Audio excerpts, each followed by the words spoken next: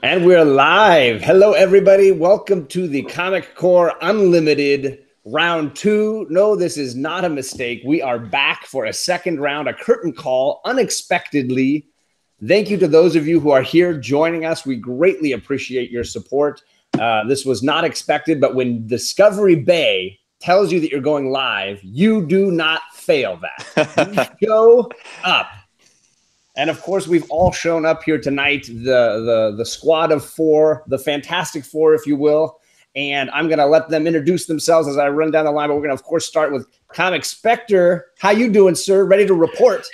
I'm doing so great tonight, man. I wasn't expecting this, but it's a pleasant surprise. I'm just happy to be here with this wonderful panel of gentlemen, the Fantastic Four, as you have so stated.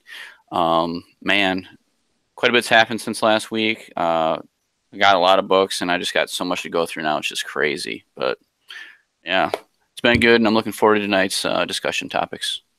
It doesn't feel like it's even been a week to me. I don't know. That just kind of blew past. Because everybody's so busy, man. We're just all doing stuff.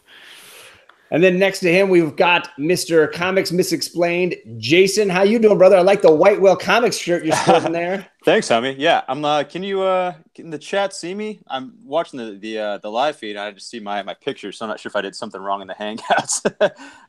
But yeah, doing good. Wearing a White Whale shirt representing.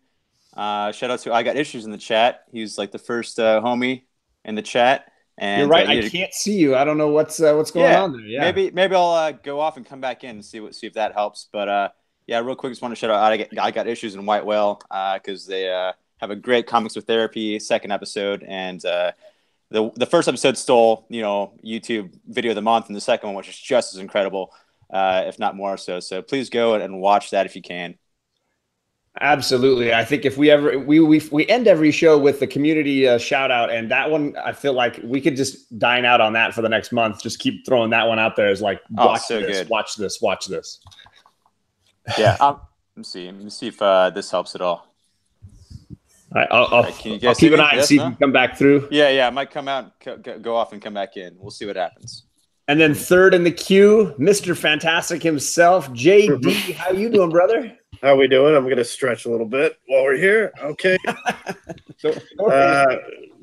Good to hear from everybody. I'm in the process of still getting dental surgery, so I apologize. But really excited. It was a great week last week. Great week for auctions, great week for buying, great week for cons. And I couldn't agree more about what Thomas Mix Explained said about Alec and I Got Issues. Tremendous job. Yeah, so if you don't know, White Whale Comics, that is Alec. And then I Got Issues, Chris, he is in the chat. They've done a two-parter that is definitely worth your time. You can search out White Whale Comics and find the two-parter. It's definitely worth your time. But we are here to talk Comic Core Unlimited.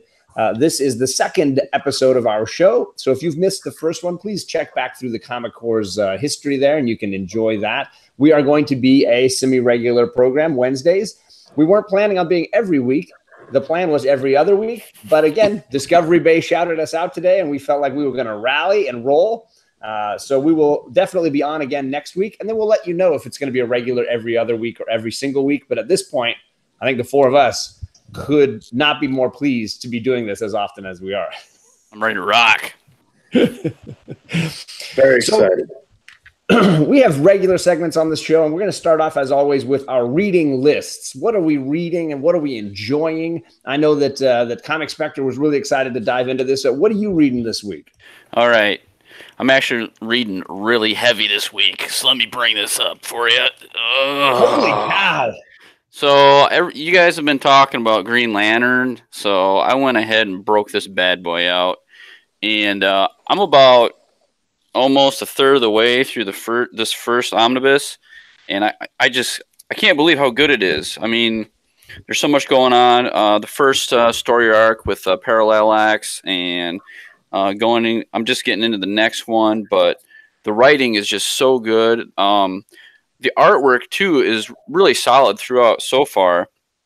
And I know later on, I don't know if it's in this omnibus or maybe the next one, but I know eventually we'll get into like the Blackest Night, and I know I remember I was I collecting. think that's in the second omnibus. I think you're right. Yeah, but I mean, this first one so far has been awesome, and I'm really looking forward to getting into the Blackest Night again because I remember reading that years ago and it just blew me away. But so far, man, great heavy duty read without a doubt. And it certainly seems to be creating a lot of storm in our community, I feel like, because obviously you got the two Matts on Thanatos' channel doing like their breakdowns regularly, going trade by trade through it. But it seems like a lot of people are really singing the praises of Geoff Johns these days.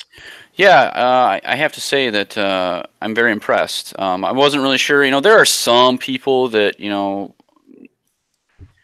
not every writer's for everybody. I get that. But I feel that for the most part that Geoff Johns is very relatable to most people. Like, I haven't really heard anything that bad.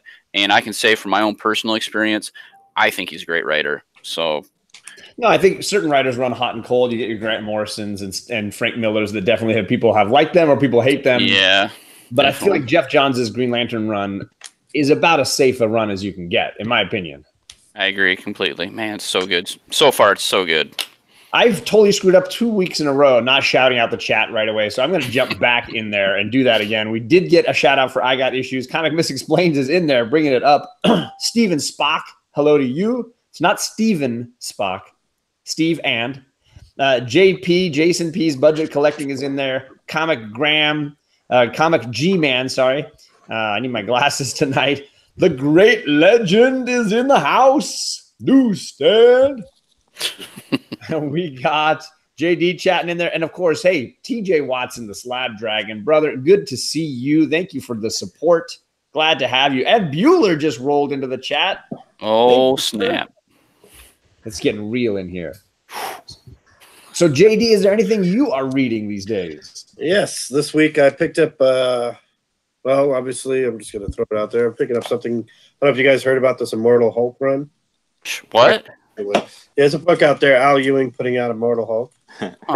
I picked up this. I caught up on the old ones. So, did you read the new Hulk? Did you read that new issue yet? Yeah, no, I have not. Oh, boy. This is the one I haven't read yet. I just finished 13 today because whatever, I was lazy. I had a comic weekend. So here is one of the other books I picked up. Ghost Rider Destroys the Marvel History. It's actually, I'm just going to say, he takes the most important story arc, I think, and he puts himself in there. It's funny. And there's a cameo appearance by Donny Cates in here, by the way. That's cool. Yeah, it's pretty much, it's Frank going back to see his kid as his uncle, as his made-up uncle, Uncle Fredo. If anybody didn't read it, it's pretty good. I also picked up another copy of A Barrett number 5. This just came out. It's about 4 months since the issue 4 came out, and this did not pick up where it left off. It's kind of on its own thing, but it leads into the next storyline. I love this book. I always recommend look up A Baron if you can. I picked up this Darth Vader. Look at this thing, Dark Visions, which is it's kind of like a medieval story almost, told from just spoiler, no spoiler. Vader's ship crashes on a planet, and he's got to fight a combination shark dragon. So, and he rides a horse. That's awesome. It's Vader as a knight. So, well, it's not even a horse. It's whatever they call these things. They don't even know the name. But this is a panel here it's worth reading just to find out what the hell this is all about, you know? So, just good stuff. That's what I'm reading right now, and I'm still catching up on some more. Hard to go wrong with those Vaders lately, I'll tell you. The covers of the previous run were sick, too. Yeah, I love the way that one ended, and this is completely on its own. Dennis Hopeless, I do like him as a writer. He writes stories. That's the best way to do it. He writes from a storyteller's point of view. He's done it with all his books, Spider-Woman, X-Force Cable. He's good. So that brings us over to Jason. What are you reading this week, brother? Seems like you read that Immortal Hulk. Yeah, man. At first I thought it's a slow burn. You know, I thought it was pretty boring at first, but then it really escalated, and the last couple pages were really exciting. But I mean, Batman was really cool too. It was good seeing the Question again. Continues the Nightmare storyline. More just kind of Catwoman drama and things playing out in Bruce Wayne's head. It was okay. Justice League continues to be great. You got Mixie in there talking about the Sixth Dimension. The last page of that is just insane. Snyder's doing an awesome job. Conan the Barbarian was fantastic. It was a nice little one-off story. You don't even need to read the other issues. Just it's a good, fun one-off story. Let's see what else. I don't know. For me, the highlight I think was probably Doomsday Clock. It was just insanity. Just all the heroes in the whole entire DC universe pretty much against Dr. Manhattan. And so epic. It was just ridiculous. This is the battle we've all been waiting to see. And I wish it could have gone on longer, but man, it was worth the wait just to see the insanity that happened. I feel like I can see you, but you're not in the chat at all anymore. You're not even listed on there anymore. His voice is from beyond, it says. It's so weird. I don't know what's going on. Can anyone out there in the chat hear me? But they can hear you. That's what they're saying. They can hear you. Yeah, I don't know what's going on. I tried clicking on him. You're a Spectre. I'm the comic Spectre, yeah. Hey, I see Jeffrey Comic-Con and Kachung are in there. Brothers, thank you for coming by. I was going to ask, because it sounds like a bunch of us at least picked up or read the new Immortal Hulk. I need to ask, I've loved Joe Bennett, right? And the work he's been doing in the interior work of these issues. I cannot stand what Kyle Hotz or whatever, whoever the guy is doing this one. It's a hot mess, in my opinion. The art is crap. It looks so much different. I mean, here's 12, right? This is the second printing of 12, so I love that cover. Man. Yeah. I'm not blaspheming anything. This is better than any cover that he's done for Immortal Hulk, but I'm just telling you how I feel on that one. And I looked at the interior of this one, and I'm like, I made sure I was reading the same book. This is the guy who loves to shadow. Just shadows everything. I mean, he's just one of those guys. And, I'm not going to critique his artwork because he's better than I am, but I'm critiquing his artwork. I'm telling you right now. Compared to the Joe Bennett was doing such an amazing job, and I feel like this is not even. I don't know what the point is of the replacement here. Is he going to be Is he just a one and done, or is he the continuing artist? There's no information on that I could see in the book. Oh, and do you guys hear that Venom is being dropped by Cates? Yeah. When is that? Cullen Bunn is taking it over. As of when, though? April. Number 13, War of the Realms. And I kind of think that does make sense. If you want to have Cullen Bunn write a horror, he's a better horror writer. And I believe that's what it's going to be. But it looks as if he's writing that one, and I have no idea who these people are that are doing the Uncanny X-Men. Matt Rosenberg. Jerry. I Got Issues says that Cates is only going to leave for 3 issues, and then he'll be back. He'll be back. Okay, I was thinking that it might just be a short storyline, like what happened on Batman with Tom King or something. Okay, because the War of the Realms is getting to be, in my opinion, the arc of the year. It seems as if they've included Doctor Strange. That seems to be the way they're selling it. Yeah, I mean, they've actually, it's the way this cover, the way Jason Aaron looks like they're doing it. It could be something where we're going to have to get as much of that in Arthur Adams back to the big time covers. I've ordered all the way through the entirety of the May solicitations. I put in my order, pre-orders all the way through. So I went and looked at the entirety of the all the arcs and titles going through May, and you're 100% correct that this is going to be the story probably of the year. There's so many titles that are involved, and there's also a lot of original spin-off titles that are coming just strictly for this event. There's I noticed that. War of the Realms this, War of the Realms that, and I mean it's just every single one has their own title. It's going to be huge, and it's going to be pretty hard to keep up with it. Here's my concern with that, and maybe it's just me as a reader. The more tie-ins, either the more money you got to drop to keep going with the story, or the more confusing the story is because you don't read all the tie-ins. Like I could follow Civil War, and I'm reading it now with all the tie-ins, and it's just adding to it. Right. But I've definitely read other stories where I felt like without the tie-ins, I was fully lost. I think that's where Original Sin failed. I did not like Original Sin, Who Killed the Watcher, because it tied in everything. But if you didn't read the tie-in that was so off the beaten path, it didn't make sense. I was like, when did this happen? And then you have to go back to that. So I didn't like Original Sin. I think they figured that out with Civil War 2, not to tie in everything else. And if Infinity Countdown, you really only had to read the Infinity Run and maybe one or two of the other ones, and you kind of knew which ones they were because they based on the character. But you didn't have to do the Infinity Warps. It really didn't. I mean, their side story, you don't need a background story of a character that's not going to exist 5 books coming down the road. What War of the Realms is doing, I agree. It's scary because I looked at how many books are involved in this. And, I've everything from the Fantastic Four to Spider-Man to every book out there. Avengers, Fantastic Four, X-Men, Spider-Man, Punisher, Thor, and then Guardians, and then they're including Asgardians, and that's Cullen Bunn, and then so it's crazy. Yeah, it's a lot, and I don't know which.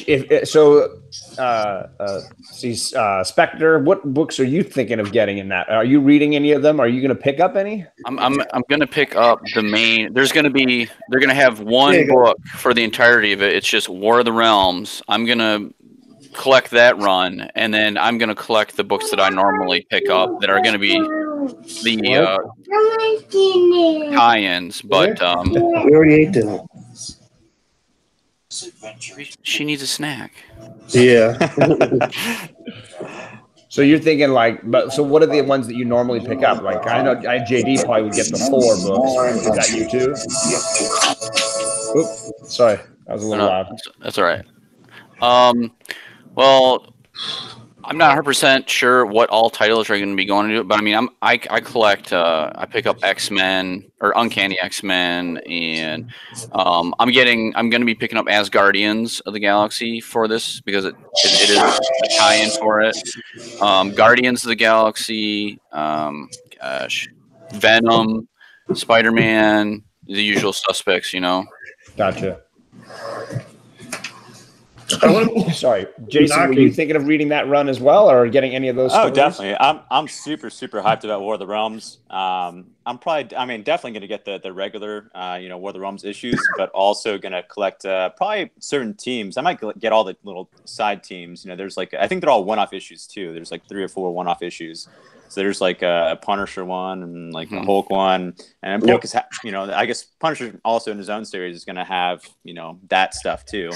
But yeah, I'm gonna try to get a lot of them. Probably not all of them, but a good bit of them for sure. Yeah, and so that's just where I am with it.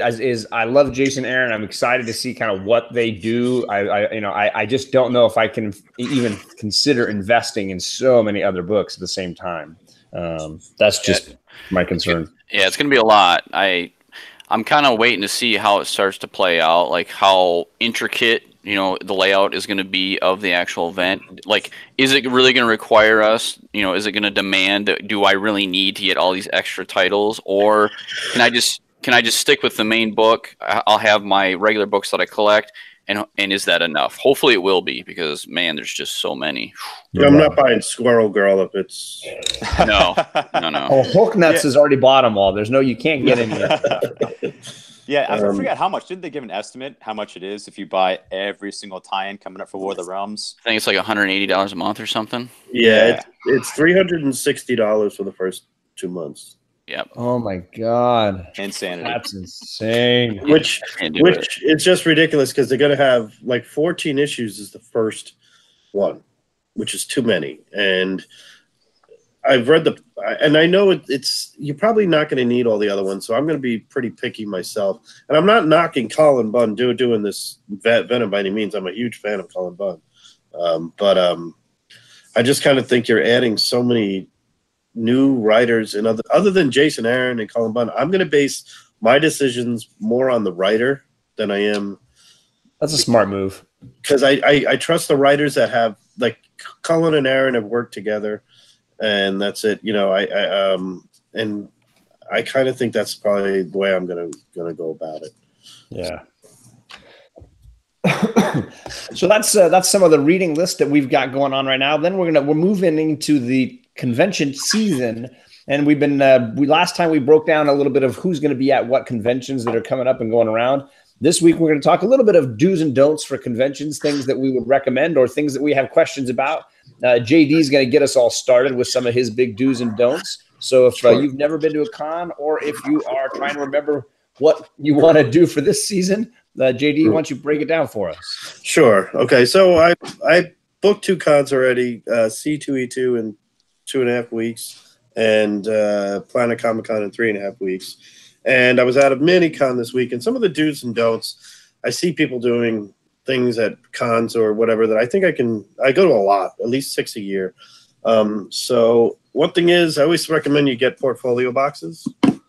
If you're buying books and you want to carry them around and you got some nice books, holding them in your hand is just asking for trouble, or you're going to leave it somewhere. Get a backpack and put this on. Are you going to hear people at table says, be careful with your backpack, like you're going to knock something over. Yes. On that same note, JD, so when I went to this little tiny con with the girls a few months or a month or so ago, what I did, because I didn't have one, is I went into the garage and I have all my Gemini mailers I've gotten from eBay and whatever, and I found one of the bigger ones. It was not a Gemini. It was a slightly different design, but it held a lot of books. And then I had a Midtown box for slabs that has a lot of space. I just stuffed those in my backpack, and as I bought books, I'd put a few into each of those, and they survived traveling across the country in the mail system. They can survive my backpack for a couple of hours. So if you don't have one of those store folios, and I, until just very recently, did not have one, you could kind of make do with some of the supplies that it's possible you're getting off eBay. And it just worked in a pinch for the girls and I, just as an idea. Mine came in the mail today. So my first one, very excited to have one finally. I have about a dozen. I put books that are going to CGC in some, and stuff I use for the hunt, stuff I use for a few other things. Another thing I always say is be prepared to wait in line. A big time con, be prepared to wait in line and don't be upset about it. Because if you're waiting in line for an autograph from somebody, it's going to be a problem. You're going to be in line. You're going to be in line if you're in a rush. No way you can do it in a rush. Kachung is asking if anybody goes to Dragon Con. Is there anybody in the group that rolls to Dragon Con? I do not. Hang on 1 second. I think that's Georgia, if I'm not mistaken, down in Atlanta, where Kachung lives. Be back in 2 seconds. Yeah, that's fine. I want to say, I can't remember. Is it Big? I think Big Will goes to Dragon Con. How about you guys? Do you guys do that? This year's my first time conning it up. So nice. I'm not the only rookie. I thought for sure I'd be the only schmo who's never really gone to a con. I mean, until a month ago, I'd never been to any kind of convention. I just bought everything at LCS's or eBay. Yeah, same. This is my third con, so very excited. Dragon Con sounds cool. I'd like to go to more, different ones. But okay, sorry about that. It happens. If you're getting commissions, if you're getting a commission done, you want a book done. If you're going on 3 days, do this the first day. Get your commissions early. And the reason being is if you get them first, you're going to get one. If you're there after halfway through a Saturday, 90% chance you're not going to get one. Unless they have a full Sunday. But even that way, get them early, get them done, get them early. Unless you have an artist who's doing nothing there and you want something by them. But especially if you're going to one of the big names, get it early. If you can, order in advance. Another one, when getting books signed, they leave a tip jar out sometimes, right? Throw a little green in there. It's up to you. Even if you've already paid, if you're paying, 90% of the artists don't charge for say signature on the book. Okay. So you're saying for those guys that are not charging, but the guys that aren't charging are usually going to have a tip cup, and it might say for Heroes Initiative or something along the line. The reason being is a lot of these guys are sitting there and they're there to make money on sketches. They're there to shop their book out. At the same point in time, they want to, well, it's a bad example. Most of these are bad examples because most of the guys are dead. Okay, with the exception of like McFarlane's going to charge you, Liefeld's going to charge you, Neil Adams is going to charge you, Jason Aaron won't charge you. We see he never has. Liefeld should pay me to take his signature. I won't even get into Rob Liefeld. That Wonder Woman, that books that I saw on the shelf today, I was like, so bad. I think he's a disgrace, to be honest with you. Oh. But those guys are charged. But if they're not charged and they have a tip cup, throw a little green in there, because sometimes you're going to say, hey, you did this, this, this, and this. Can you sign all 4 of these? And if you don't give a tip on that, that tends to be a problem. Well, I mean, obviously you're respecting to that person who you clearly care about their work enough to have bought the book, have brought it to the con with you, stood in line possibly. There's a little bit of just appreciation that happens when you do that. Right, exactly. And sometimes if they don't have anybody there, they'll sign as many as you want. Scotty Young, when I had all these Scotty Young covers one time, and I just wanted 1 or 2 signed, he said, give me all of them. If you want all of them signed, I'll sign every one. And he just sat there, and he's like, no problem. And he starts talking to me, and, he goes, I'm like, can you do a sketch? He goes, well, my agent's over there. He's going to charge me $40 for it. So if you want something here, it was Dave Enrique asked the question about pens. And when I met Donnie Cates and he was signing, he had a whole set of different pens, and he would kind of grab the pen he wanted for certain books. Exactly. Do you guys believe in maybe bringing the pen, or do you just sort of trust what's going on the other side of the table? I'll tell you exactly what I tell everybody to do. Take your book out of your own Mylar or your own poly bag. Do not give them to, can you sign this book with Mylar on it? I'd sign the freaking Mylar. Take it out carefully and give it to them. I've seen grown men cry because of tape, because an artist put the tape and the tape ripped a book. I've seen a grown man cry. So take that out. Let them use most of these guys are going to have pens in front of them. They know what to sign on these things. This isn't their first rodeo. If you give them a ballpoint pen, you just ruin the book. I mean, if you give them a Sharpie, I don't recommend that either. They have special books for this stuff. They do it. I mean, some of them are Sharpie. It depends on how cover it is, but they'll do whatever you want them to do. But at the same point in time, I leave it up to them. If you go to like McFarlane and say, can you sign this right over here on top? He's going to look at you and say, no, I'm signing where I always sign it, but that's McFarlane. Most people are going to do whatever you want them to do. Well, I remember somebody saying they were getting a signature from Jock on a book, and the book gets passed to him. I can't remember who it was. If it's one of you guys, I'm very sorry, but the book comes to him, and he pushes aside all of his other pens, and he pulls out this red Sharpie just for this one book. He's like, because this is the book. I always use a red Sharpie. I know where I'm going to sign, and it looks spectacular right here. Obviously, he's the artist. He drew the picture. He knows what how he's going to do, and he gets enough of that one cover. He knows what he's doing. Right. Exactly. Do you guys? Sorry. Do you guys believe in like the tape method, where you get like one Mylar and you cut a hole in it, like a little square box? You tape it off, and then have like a Mylar over that, so you can take it off and give that, and they sign in the box. I've been 50-50 on that. I don't like it because that box is somewhere where I don't want it, even though we can make it ourselves. They sell signatures that just so happen to be just the middle. Yeah. I've heard of people doing it for Stan. Part is because Stan couldn't see. He was like, vision wise, they wanted to make sure he could see the blue painter's tape pretty clearly in the box, and like, okay, he's not going to write, off to the side somewhere. He'll fit it in the space a little better. Right. Dave Enrique also asks about how if their pens are really blunt and you hand them your Sharpie that's like sharp, they might take more time with the signature. But I also feel like you might offend a little bit potentially.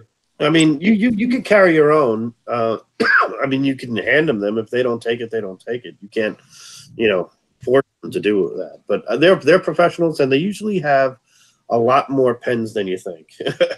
Chad says he cuts a hole in a popcorn box. Chad, come on, you can't troll your own channel, buddy. You can't troll your own channel. Nice. But that's, when you're getting the signatures and everything else, that's important that you show respect to them when you're there. Another thing is shopping for books. Negotiation is a two-way street. Be realistic. you want a Swamp Thing number 5 in a near mint condition, don't say $5. At the same point, don't buy it for $1,000. They're gonna have a sticker price.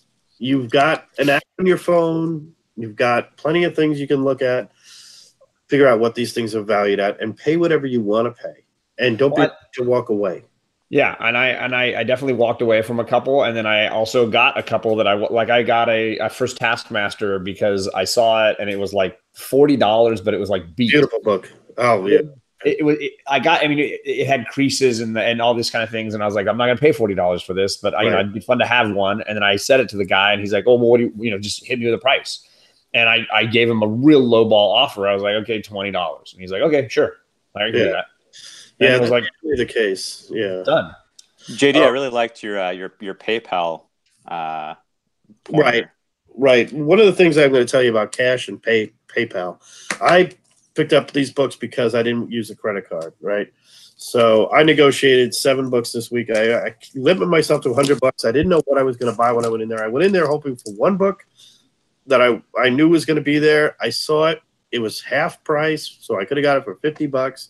And I slept on it, and it was gone in 10 minutes. And the other one, it happens. It happened. And I'm okay with that because they're not that rare. The one that was rare, it's a Jungle Book that I wanted, but I couldn't really see. And this guy in the past has had, like, the covers ripped in the back, and he doesn't let you open the book. If they don't let you open the book, don't buy it. But the other thing is all these books here, I negotiated by buying in bulk and using cash. So I was not really interested in another copy of this. I wanted this. These 2 are from one guy, and these 5 were from another. Right? One guy, he had prices that were like $150 for all five of these. Average price of $30. I was nowhere to go near them.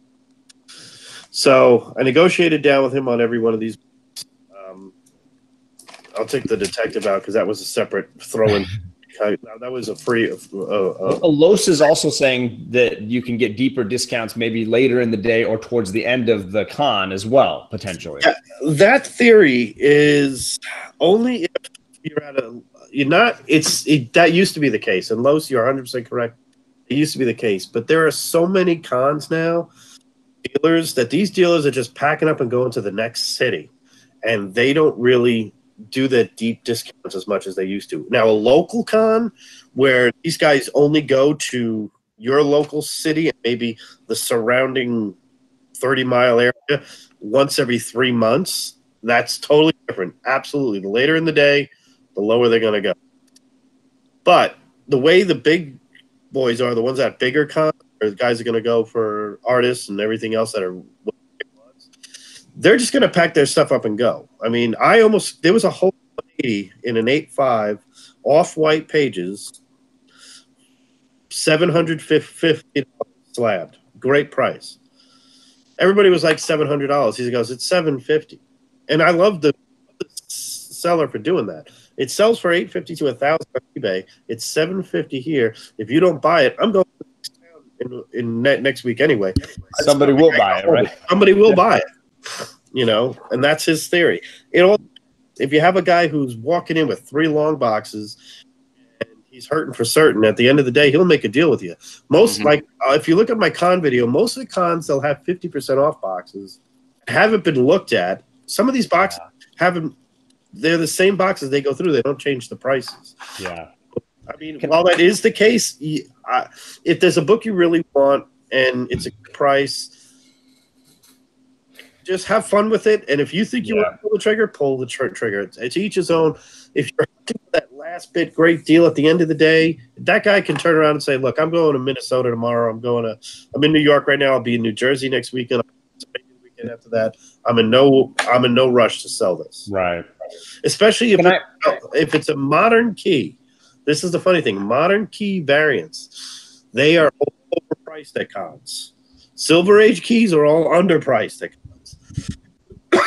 to me, they're negotiating that because they flat out will tell you, I know I can sell this Mortal Hulk number 2 like that. He had a stack of them, $50. They were gone in an hour. Wow. He paid for everything. So Spectre and Misexplained are both doing their cons this year. Do you guys have a hardcore plan for what you want to either achieve signature meeting wise or what you're looking to hunt for? Do you guys want to run through it, take turns doing that? Yeah, sure. For both Baltimore and Comic-Con, probably like 2 weeks prior before the con, I'd go over like all the artists and appearances and people I was interested in meeting and books that I know I had and would go and get signed, match it with my collection, do it by day and then bring those books like for the day and, leave the rest in your hotel room. Finally I got a portfolio or a storefolio, makes things a lot easier. I don't have to cram a whole entire backpack full. I was quite foolish my first con, even at New York Comic Con. I had my backpack and my hotel was so far away. So I didn't trust actually I was at an Airbnb. I didn't trust my Airbnb to leave my stuff there because it was quite the open room area kind of, anyone can go in there and take your stuff. And so I took everything with me. So I was carrying probably like 50 through like 70 pounds of like comics and like clothes and stuff like on my back for like 3 days, like everywhere. Wow. Walked through the city blocks. It was a huge workout. Like Sunday, we got wobbly legs. Your back is aching, and yeah, it was rough. But like now, I got a good hotel, well prepared. So I can just have the necessities with me, and once again, you gotta also keep in mind, more popular artists too. Like once again, like say like Donnie Cates when I went to see him at New York Comic Con. He had a huge line, because he's at the hype, right now, So his line just went around the corner and like over 2 or 3 rows, and the line just kept going around the block, pretty much. It was ridiculous. And I had a gift for him. I got him a little goat head ring, and I was like, I'm not gonna wait in that, and like my signatures can wait. There's like other stuff I want to get signed to. I'm not gonna sit here like all day, whatever. I'll see him at another con too, or whatever. So I was like, cut the line. And I was like, hey, man, I got you a gift. He's like, oh, what? He's like, here, man, here's like a little goat head ring. He's like, do you know my fiance? And I was like, no. He's like, oh, like I thought she might have sent you over because she's like kind of into like occultism and stuff that. Like, she goes with him to most cons, like because she works. She's an artist too. Yeah. She is an artist. Too. Yeah, she's awesome. Yeah, she's fantastic too. I love her work. But yeah, like the goat had like a little pentagram on his forehead and stuff. He's like, this is sick. He's like, I'm gonna wear this like at least a whole entire con. Like, thank you so much. And it's like, yeah, it's like, you got anything you want to sign? He's like, no, man, I'm not gonna do that. Cut the line. I just want to give you this and want nothing in return. It's like, cool, man. It's like, well, I'll catch you later. Then I ran to him like the last day. I was leaving. And I was like, all right, man, I'll catch you later. He's like, hey, man. He's like, I want you to like introduce you to my wife. He told her the story, and like I talked to him and his friends. Then he's like, yeah, like, I think I might have to fuck this guy. And I was like, all right. Like, well, I'll see you guys later. I was like, quite the awkward, exit.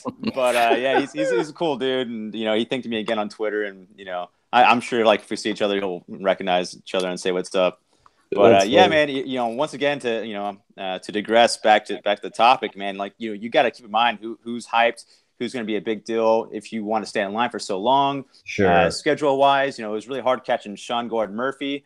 Each time I came around, he's like having to be going on break, and a lot of times they'll leave their schedule and when they're going to take their breaks and stuff. So for me, I'm a big panel guy. I love seeing panels and discussions as opposed to getting signatures. Other people like their specs and, want to get that first. They have you got to prioritize what you really want to do. Right. So. Mastodon, yes, we're supposed to be every other Wednesday. We got a little shout out from Discovery Bay, and we decided we were going to rally and follow through on his example. And so we are here tonight for you, and we'll be here again next week, and we'll let you know following that what's going to be going on. But let's get back to Spectre. What were your plans for the comic season, the con season for you? Well, going to C2E2 as my first. Right now, it's going to be a lot to take in, honestly. I'm going to see just how busy it really is, and I know there's at least a couple artists that I want to try to get signatures of, specifically like Clayton Crane. I know he's going to be super popular, so I'll see how bad it is. If it is ridiculous, to me, honestly, it's not that big of a deal. I already have quite a few signatures, so for me, more than anything, it's just the experience of going down there and meeting everybody that's in the core. That's what really it's about to me. Signatures are signatures. Comics Misexplained was saying, like, panels are really cool too, because that's something that, you know, I can't see that at my house. You know, I can't hold that in my hand, so I'll probably sit and, you know, watch some discussions and whatnot and actually see what they do, because that'd be really cool too. Yeah. I might wait in line with you for Clayton Crane, but I'll probably bring a flask. Hey, I think the only Clayton Crane book I've got so far came from you, JD. And when I won your giveaway, you gave me that great Avengers cover with his signature. Signed by Clayton Crane. Yeah, beautiful. He's book. Actually really, he's got a great cute little kind of like. Yeah, it's very artistic, very beautiful. Yeah. So we went a little over on that segment. We're going to jump into our market news segment, and I'm running that this week, and I really just wanted to talk a little bit about it. It seems to be a hot topic right now is comic volatility. You know, the market rise and low, the ups and downs, and for me, I know there's a lot of speculation as to why that happens. And obviously, we can all sort of guess as to what we think or blame, where we want to point the finger on those kind of things. I wanted to point out this idea. I'm doing a government's activity with my students, and we were talking a lot about voting and how you generally have these two blocks, right? The people that are going to vote for this side, and the people that are going to vote for that side, and then everybody's vying for the undecideds in the middle. And I felt like maybe this is relating in some ways to volatility in comics, in that you have the people that would naturally buy a book and hunt for it.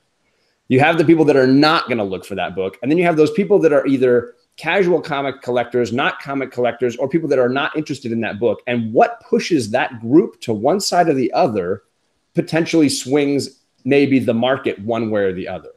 So in my opinion, I was wanting to hear your thoughts on the swing vote group being the deciding factor in a comic book skyrocketing or plummeting, meaning news. I was going to use the example of Umbrella Academy, right? The show gets announced. Maybe there's a little spike that happens, and then it drops off again because people who are unaware, not looking for Umbrella Academy, all of a sudden their interest is piqued and they go out. So now they're not undecided. They are now actively hunting for a book that they weren't hunting for, right? Then that dies off because the news dies off. Then the show premieres and it's good, and the swing goes back the other way. Now you have all these people that never heard of Umbrella Academy. They've watched the show, and they're now actively hunting for it where they weren't before.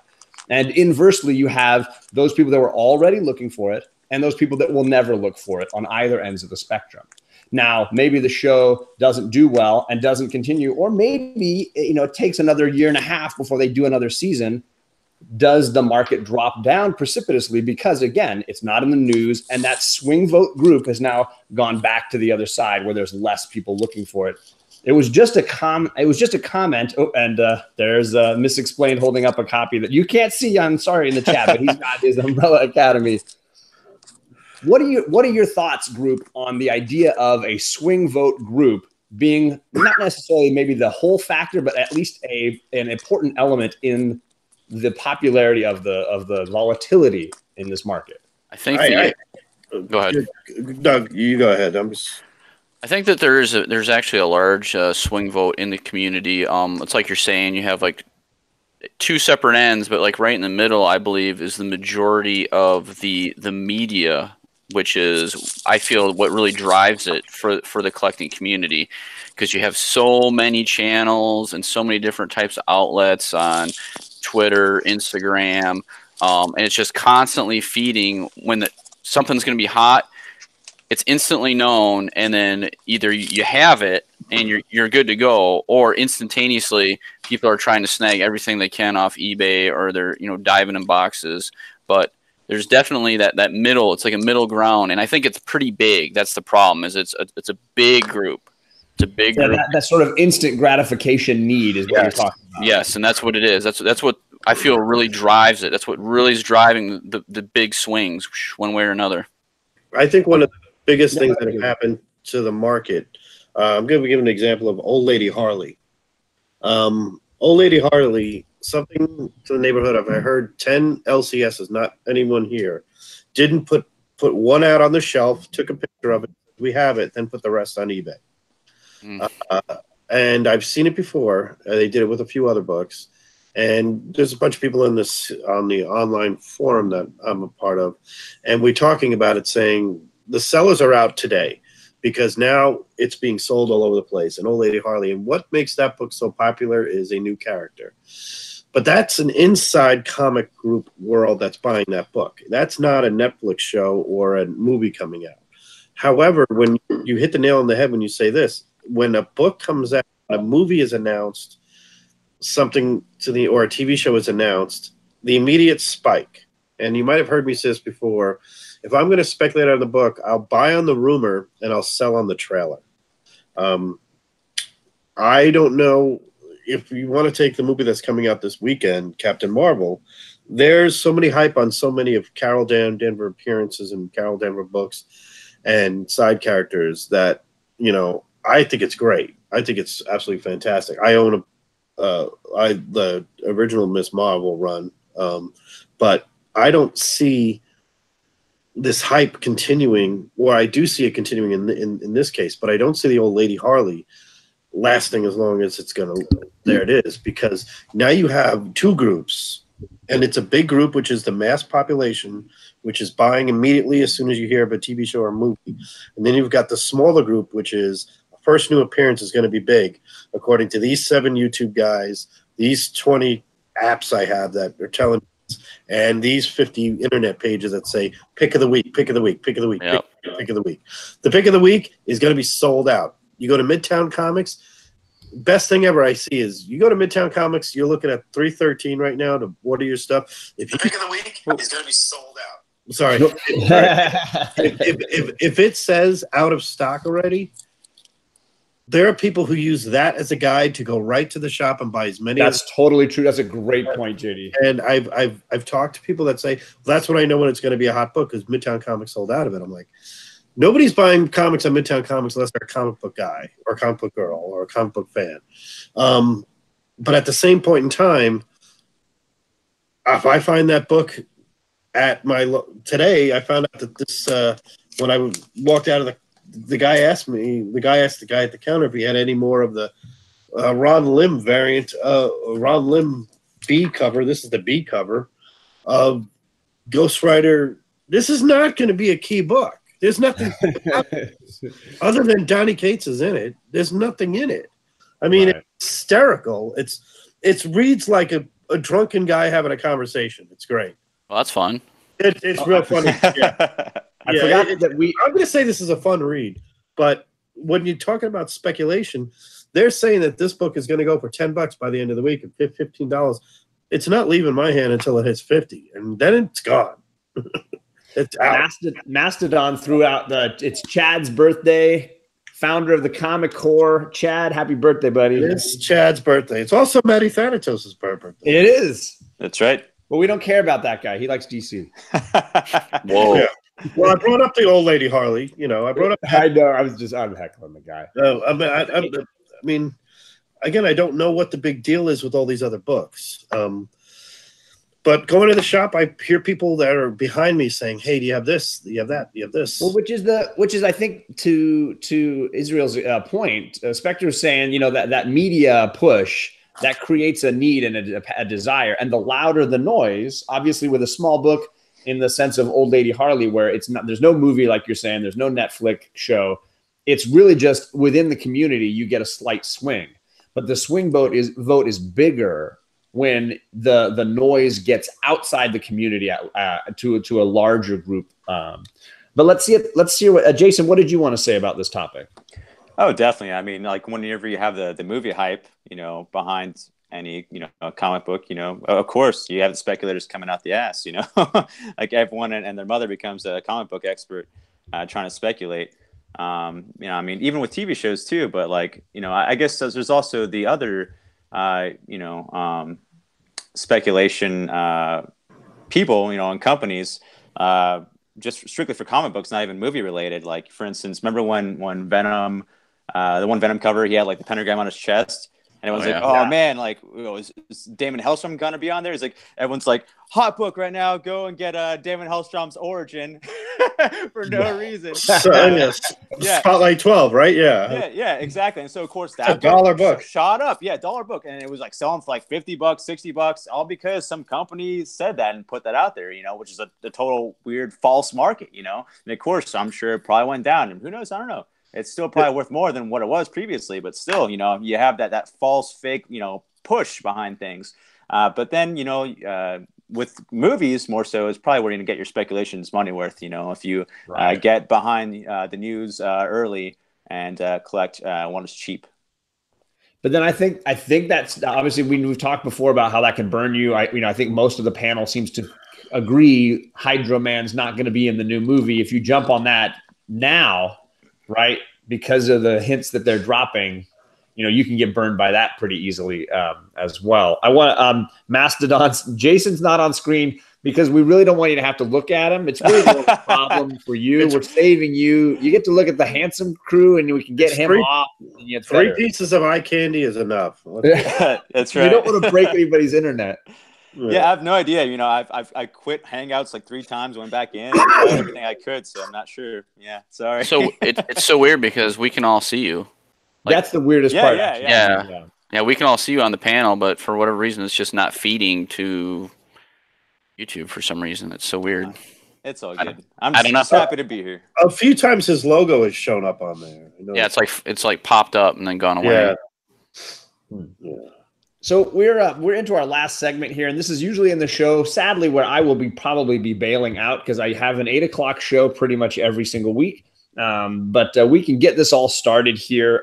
We're doing our community spotlight to end each episode. This might be a chance to highlight a particular video that you saw, a channel that you've discovered, somebody that you think is really doing something special for the community. So this week, Jason's going to be running that for us. Jason, what do you got? Yeah, as you guys said earlier, the first thing I wanted to say, first person I wanted to shout out was Chad from the Comic Corp. You know, he's the El Presidente. He started all this, you know. He brought, like, all of us together. And so many people, like, we wouldn't have even interacted with each other if not for, like, you know, him bringing us all together. It's so awesome. So super happy to be a part of it and super glad to call him a friend, you know. He's just awesome, and I'm looking forward to hanging out with him at C2E2, even though we live in the same city. Just, you know, we're all so busy with our own schedules, you know. So huge shout out to Chad and you know, for even starting Comic Corp and making this channel like a community channel for everyone. If you're like got any show ideas or something, you know, hey, maybe hit us up and maybe we can get something going. You know, there's other days besides Wednesdays and Fridays. You know, and YouTube is so popularized now with the comic community. It's getting flooded with more and more live shows, but hey, man, that's what the rewind is for. You know, you can watch stuff later on. You know, I like to watch a lot of shows I missed when I'm at work. So well, yeah, I was talking with somebody about length of streams and how hard it is to keep up with all the shows, especially when shows are usually an hour when they're a live stream. You know, it's hard to keep up, and I think, you know, even a casual viewer has that difficulty. And most of us, and people I see in the chat, Mr. Gretzky, Gray Matter Hulk, these are people that show up for everything, and they're there for everything. And when you get beyond casual viewing, it's hard to keep up, man. Yeah, no doubt. I also want to shout out Baked Snake, who's in the chat. Yeah. He's having a birthday celebration party thing March 16th at 6 p.m. Eastern. So check out his channel for that. That's going to be awesome. Very hyped for that. And also wanted to shout out Chino Comics and More. You know, Chino and their new comic book shop that they opened up. You know, they're pretty excited. They were showing off some new covers last night, and you know, I think they could be a good almost like third-party community for the channel, or for everyone out there. Help them out, you know, buy some books from them. If you don't have an LCS in your area, you know, they could be your LCS. It's funny that you mentioned them because, like, they were on Burke Nasty's channel. Yes, yes. And I'm a big Burke Nasty 54 comics. If you search just like it sounds, Burke Nasty 54 comics, he does great stuff. Lots of fun team up live streams, and he just had Chino and Manny on the other day, and it was awesome. That's exactly what I was watching last night. Yeah, thank you. Yeah, Burke Nasty is definitely underrated. You know, he needs some more subs, so please go and sub him up. And yeah, that's mainly who I wanted to shout out for my little segment. How about you guys? I have 3 I'd like to shout out. First is going to be Mastodon. Did this entire Mastodon Comics, the Comic Corp member. He did this entire thing on the full runs of X-Force and everything. And I'm not a huge X-Force fan, but I love how he's doing completed runs and everything else. And actually, this show was on when his was on, and I wanted to watch that one. So it's kind of like I'm watching yours as soon as this is done. Mastodon Comics is great. Another one, I got to get the architect himself is going to go live for the first time. Sam's Tangled Web. Yeah, and I will say he has an open invitation to join us. I dropped him a link today to say, hey, can you join us? He couldn't do it tonight, and because he's busy tonight. So, yeah, love the architect. Yeah, he's going to be doing a live thing on the 16th. I recommend everybody tune in for that one. And the last one I wanted to just point out was, it's not really a YouTube channel, but if you got to check out the art of Brett Hess, he's really impressive art. I mean, I just think he's just been great. So those are the three I'm going to point out this week. So I'll jump in and just throw out Kachung and DK Comics and Cosplay. They're in the chat. If you don't know Delphia and Kachung, I'm a huge fan of them. They're just really good people. They've just started up their channel. It's DK Comics and Cosplay. She's in and out of a lot of chats. Well, cosplay. She might be in and out of some chats. Also, they have pugs, and I have pugs, and so one day our pugs have to meet and have a hangout. Pugs United. Thank you for picking up and glossing over my gaffe. Anyways, definitely check out Delphia and Kachung. They are a riot. They're really, really good people, and they've really been doing some great stuff. I don't know if DK just chatted. Chaps. So I was right. You can click on her name and sub her up, because I think you could check out her channel. You'd see some really good stuff. You'd enjoy it. I have to bail now, guys. I'm very sorry. You guys can feel free to keep talking. I've got to go meet up with Jeffrey because we're going to do an Immortal Hulk breakdown around 8 o'clock, but we'll probably wait till you guys are almost done. Are you going all the way to by? Are you going all the way to 14, or are you stopping at 13? We're definitely going to go through 13. I don't know if Jeffrey had a chance to read 14. If we do, then I might turn a little grouchy, and you wouldn't like me when I'm grouchy. But other than that, it's possible. We're definitely going through 13. Yeah, I mean, we'll call it quits soon right after Spectre, because it's 10:58. That's 1 hour, perfect timing, perfect time, perfect cutoff. Perfect timing. So I just want to thank you guys. Everybody in the chat. Don't want to cut off Spectre because he's going to take his turn for the community shout out. But I am running out of here. So thank you guys. See you, John. Love you, John. Handsome man. All right. My community shout out is first off to Chad. Happy birthday. And I know he's been under the weather quite a bit lately. So it's called Vegas hangover. Yeah, something like that. Vegas hangover. I just can't give enough praise to him. Him and the legend both brought me into this and really got me steamrolling to be more active in the community. So special thanks to both of them. And then as far as channel plugs, there's a channel called Genome Presents, and the guy does a lot of content. He has really high production value on all of his videos. He's actually going to be doing a collaboration with Comic Head 84, The Gray Man, Metarog, and they're going to be just talking about all kinds of stuff. So it's probably going to be really good. So Genome Presents, great channel, great content. Check it out if you want to. It's really good stuff. And that's all I have for this evening. Actually, I wanted to add Metarog as a shout out. He's got a great contest right now where you get to name his comic room. That's awesome. Yeah, but he doesn't pick the name; his brother does. It's kind of cool. So it's a great channel. Check him out. If you don't know who Metarog is, he does a recap of all the contests going on, all that, and he just has normal content as well, and it's great. Mm-hmm. That rules. Hey, shout out to 90MF Comics, who just popped in real quick. He live streamed earlier. Yeah. He's part of the Comic Corps. He has a great show. Talk about their weekly pools and stuff. That was awesome. I'm glad I got it popped in there for a little bit. Yo, D-Runk just popped in also. We're just ending, guys. We're going to be done in like any minute now. But, yeah, D-Runk Comics and Comic Head 84. Shout out to those guys who were live streaming a little bit ago, too, as well. So check this video out. Now, everyone, I guess we're all going to Jeffrey Comic-Con, right? Mm-hmm. Was that the channel we're going to? I'll see you guys there. Let's go over to Comic-Con. Yeah. Thanks for tuning in, everybody. All right. Thanks for tuning in.